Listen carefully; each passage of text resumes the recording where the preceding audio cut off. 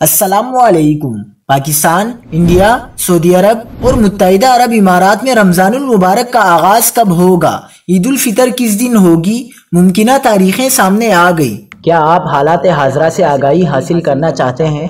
خبر کے پیچھے چھپے اصل حقائق جاننا چاہتے ہیں تو ابھی سبسکرائب کیجئے جلمل پاکستان کو اور ساتھ ہی گھنٹی کے نشان پر کلک کر دیں۔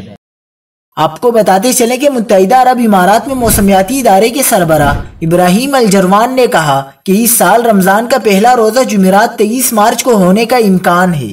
روزے کا دورانیہ 14 گھنٹے ہوگا اور عید الفطر جمعہ 21 اپریل کو ہونے کی توقع ہے۔ دوسری جانب پاکستان، انڈیا اور بنگلہ دیش میں ممکنہ طور پر پہلا روزہ 24 مارچ جمعے کو ہونے کا واضح امکان ہے۔ ان تینوں ممالک میں عید الفطر 22 اپریل 2023 ہفتے کو ہوگی۔